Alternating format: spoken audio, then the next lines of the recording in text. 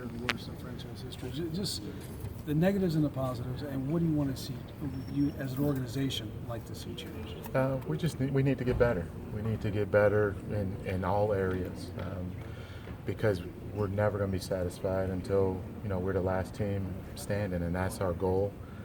We knew going into this that we had a young team. We had a team that was growing.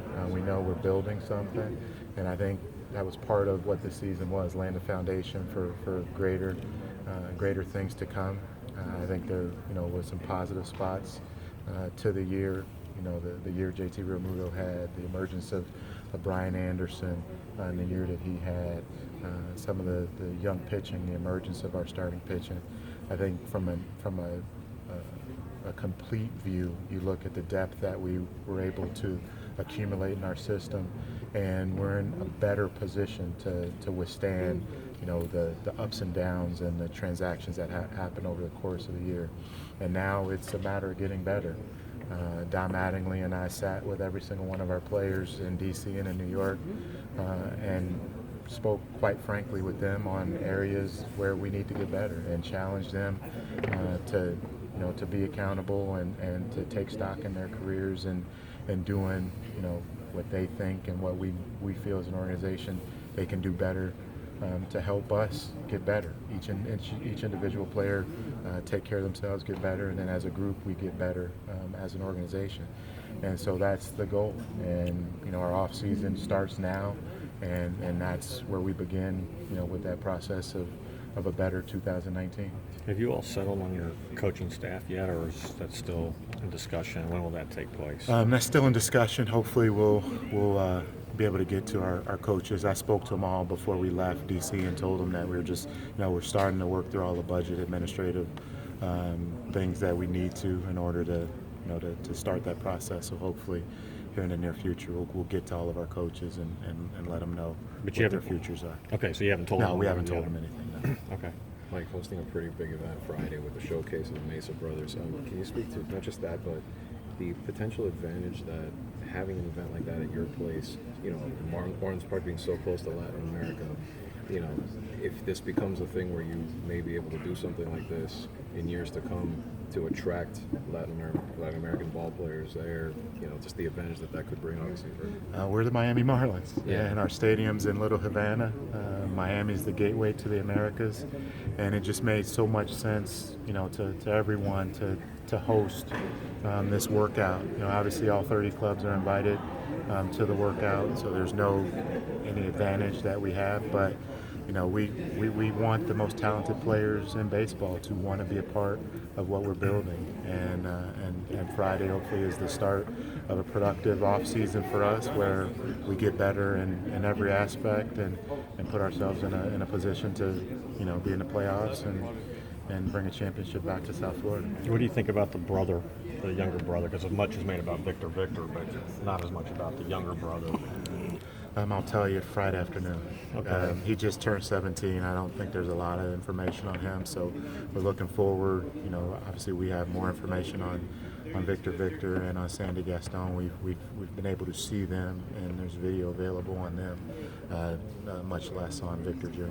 Can you talk just about the priority of the international market? It wasn't, at least resource-wise in the past, an area that you guys really kind of delved into. Where's the change going to be, and what are you seeing? Well, ideally you want to be active in every way possible to acquire talent. And if you're not, you're putting yourself at a disadvantage. And in the past, our international budgets really weren't where we needed to be. We didn't maximize that area of talent acquisition. It's something that, under a new ownership, under Bruce Sherman and Derek Jeter, they understand that, international talent, all talent, is important when you're trying to build a championship organization. And we're going to leave no stone unturned when it comes to trying to acquire talent, either through the draft, through international, through trade, through waiver claim, however, and whatever means there are to acquire talent, and make sure that we give ourselves every opportunity to maximize that. So with just the process of it with the Mesa brothers, they've been cleared to sign? Obviously Yes. to work out. Yes. So things could happen fairly fast if conceivably. Conceivably, and this is just the first step. They've been declared Major League free agents, and upon being granted free agency, the first step is the league-wide workout. So this is the first step, but they are able to sign immediately. So we'll get direction from his representatives once we get through the workout Friday, and we'll see how the process goes. You made a joke earlier about you guys needing a first baseman here. Do you think you think you'll be active in the free agent market for a first baseman, or how do you see that?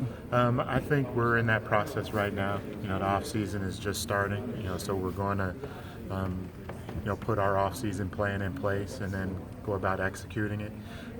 I joked with the young man about first base, but just to speak about the internal candidates, I think Peter O'Brien, was a very interesting player and took full advantage of his opportunity upon being called to the big leagues. In his minor league season, he hit over 30 home runs. For anyone who's followed him, a UM grad, local product, he has tremendous power. And when you think about first base and the profile in the position, power is very important. So we're going to look at internal candidates. We're going to look at external candidates. Obviously we're just getting into the off season, so we're going to put our off season plan together, and then we'll go about executing it. It might surprise some people, but you all had a relatively high payroll, probably higher than the A's this year, right? Comparable? Yeah. You have some of that money coming off the books, Tazawa, Ziegler, Volquez. Will this give you some more flexibility in terms of signing perhaps a modestly priced free agent, or what's sort of the idea there with this? We'll get with ownership and we'll sit down and they'll give me marching orders, we'll get parameters, but we still have some contracts come off. We have some guys entering into arbitration.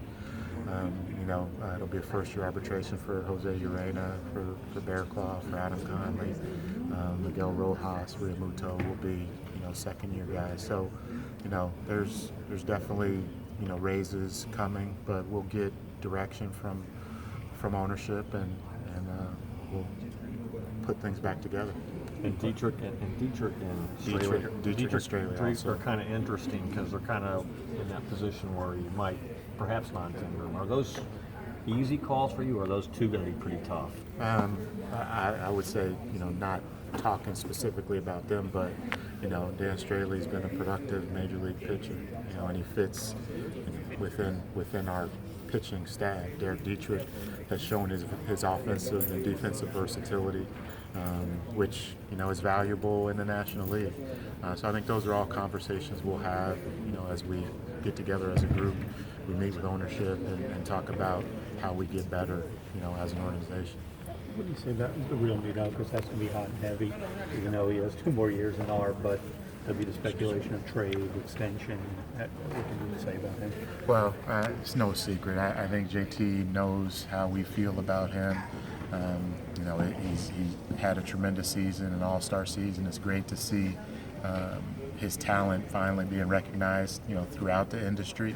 And as I've said consistently, we want him to be a part of what we're doing, in the long term.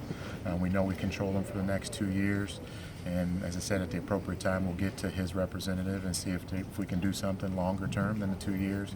That time hasn't happened yet, but it's something that we definitely want to pursue. I imagine, and I'm not speaking for him, but there'll be a timetable for winning. Obviously, you guys are not wanting to stay in this mode forever.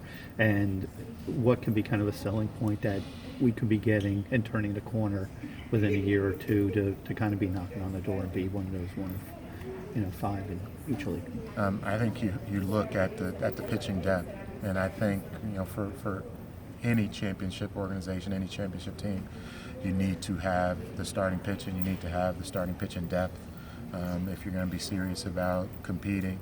And if you look at the growth of some of our young pitching, there's a lot of reason for optimism and excitement. You think of the ascension to the big leagues of Pablo Lopez, the ascension to the big leagues of Sandy Alcantara, and And what we've seen, from both of those guys, the potential to pitch at the front of a rotation.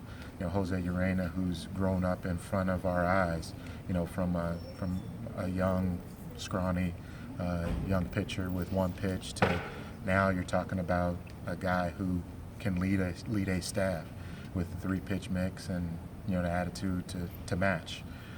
So from that standpoint, there's a lot of reason for excitement because you feel like you have and you're lining up the pitching to compete with anybody. And you start with those 3, and you still have Nick Neidert, you have a Zach Gallen, you have a Jorge Guzman, you have a Jordan Yamamoto, you have a healthy Jordan Holloway, you have a healthy Brax Garrett. We have pitching depth that we have not had ever in my time with the Marlins, and I think it just puts you in a position to be successful when you have that pitching. Once the pitching is in place, you can go get the other pieces if they aren't in-house. We feel like we've acquired a number of pieces that are going to be a part of the solution and be a part of our championship build here. But if they are not, if your pitching is in place, you have the ability to fill those holes elsewhere. Mike, last year, obviously, the first year under new ownership, and it was tumultuous. There were 4 major players traded over the winter. I assume this one is not going to be that eventful, but how do you see the direction? What's the focus becoming now? What's the strategy in year 2 as opposed to year 1? I don't think the focus has ever changed. The focus is to win a championship and to put ourselves in a position to be a long-term successful organization, to win consistently, to have a sustainable organization. And we had to make the moves that we made last year. We had a barren minor league system with those talented players, extremely talented players. We only won 77 games.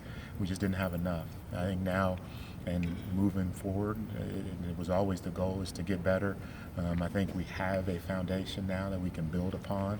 When you think about the depth that we've been able to create in our system, and now it's about continuing to get better. And it's incumbent upon our young players of taking stock in their careers to make themselves better, and it's incumbent upon me, our coaching staff, everyone, to get better and to make sure that we put ourselves in a position when we come back, in spring of 2019, that we've gotten better and we take the task of winning as many games as possible and getting back to the playoffs. Is this sometimes difficult though for a fan base that